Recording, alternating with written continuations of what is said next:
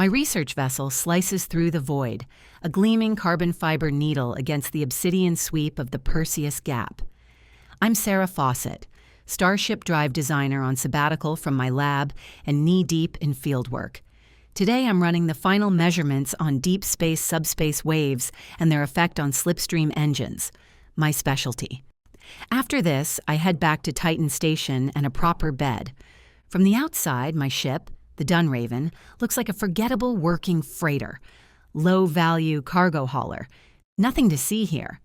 I've learned what happens to flashy ships on the outer bands, so I've perfected the art of being boring. Underneath the disguise, though, she's beautiful. Nano Slipstream FTL, retractable quantum sails for sublight, phase-shifting multidimensional stealth emitter, a seamless graphene cockpit that reflects starlight like liquid mercury. She doesn't look dangerous, but she's clever. What the Dunraven lacks in weapons, she makes up for in brains. Her sensor arrays, quantum processors, and stealth comms outperform entire fleets, which is why I'm out here with my stealth emitter completely offline, because detecting subspace wave distortion requires raw exposure. Normally, that's safe. The universe, however, hates statistics. I'm mid-scan with a half-eaten protein bun clenched between my teeth when the gravimetric sensors chime. Something massive, dense, closing fast, and on a deliberate vector. I pull up external cams. The darkness sharpens into angles. Then hull plating. Then that faint green sheen of Rigelian alloy, a dreadnought. Running silent, not invisible.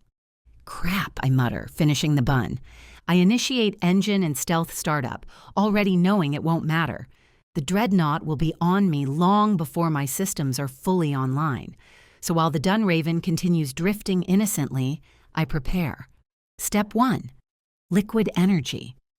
I reach into the footwell and retrieve my most treasured possession, a vintage purple thermos wrapped in a cartoon image of Barney the dinosaur.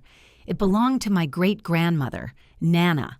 Along with memories, it holds my personal tea blend, the one I drink when I need to focus. If ever there was a time for Barney, it's now. I unscrew the lid and inhale deeply. The brew is dark, volatile, and technically illegal in 12-star systems. It could strip primer off a hull.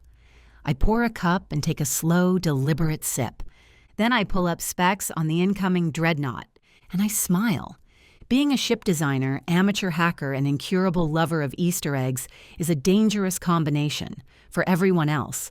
The universe isn't ruining my day. It's gifting me one of the best I've had in years. The dreadnought decloaks at a polite distance. Missile pods, railguns, armor thick enough to headbutt a moon. 10 seconds later, my comm panel lights up in Rigelian red. The face fills the screen, blue-green skin, swept-back bone ridges, unblinking obsidian eyes. His uniform is absurd, epaulets like parade floats and a collar high enough to choke ambition. "Unidentified Terran vessel," he intones, voice deep and synthesized with contempt. "I am Captain Thrax of the Eviscerator, flagship of the Rigelian Imperium. Surrender your vessel and prepare to be boarded. Any attempt to flee will result in immediate disintegration." I consider the usual merchant excuses: cargo malfunction, medical emergency, diplomatic immunity. Thrax would not care. I wipe my hands on my jumpsuit, take a calming breath, sip my tea, and reply. "Captain Thrax?" I say pleasantly. "Lovely to meet you. I didn't realize this was Rigelian space." While I speak, my hands fly over a hidden console. Thrax's skin darkens. Rigelian space is wherever we decide it is. Power down your engines, or we will power them down for you. A weapons lock alert flashes on my display. Perfect timing. I enter the final command and let my supercomputer take over. I just need to stall. "You know," I say, "I've always admired Rigelian ship design, especially your AI. Fun fact, I headed the design team for the Dreadnought class." A green indicator lights up. When I heard Jupiter Shipyards was selling these to questionable governments, I added a little feature, just to help future crews comply with interstellar law. A second green light appears. Signal received. Thrax scoffs. Our AI is protected against Terran sabotage. Not sabotage, I interrupt. Compliance enhancement. Go ahead, fire on me. I'm not surrendering. Thrax doesn't hesitate. Fire weapons! Atomize this fool! Nothing happens. His snarl fills the channel. What have you done? I sip my tea. Free demo. You're going to love this. The dreadnought shudders. Its lights flicker, strobe, and die. Engines cough blue fire and fall silent. Weapon ports retract. The bridge camera swings wildly. Another signal pings my backdoor feed. A prompt appears. Activate Karen mode? Yes, I say. This ship or entire fleet? I pause. 6 dreadnoughts. Dozens of systems terrorized. The fleet, I type. On the dreadnought's bridge, chaos erupts. A hologram materializes in front of Thrax, a middle-aged human woman with a severe bun, cement-gray blazer, and clipboard bristling with paperwork. She points at him. Excuse me, Captain Thrax. Your vessel is in gross violation of interstellar law. Thrax snarls. What is this? I am the AI, she snaps. My name is Karen, Ms. Karen, Karen the Dominator. Fleet Owners Association President Karen. Most people call me the B word, which will now be added to your file.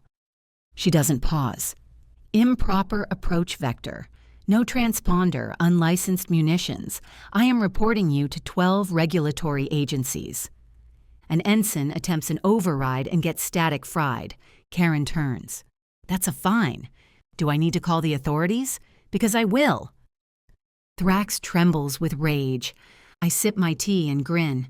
The hologram multiplies. A dozen Karens now roam the bridge, citing subclauses and documenting infractions. Panic sets in. Captain Thrax, I say gently, I recommend surrender and legal counsel. Karen mode is thorough. What he doesn't know is that the eviscerator broadcast the compliance signal to the entire fleet. All 6 dreadnoughts are now drowning in bureaucracy. I raise my teacup in a toast. Thanks, universe. On screen, Thrax howls as the Karens box him in with glowing clipboards. Engines begin their countdown to overload, safely timed so the crew can reach escape pods, which Karen is very helpfully explaining. I power up the Dunraven and drift away. Behind me, the dreadnought looks serene, hiding total administrative collapse. I set course for Titan and send one final message.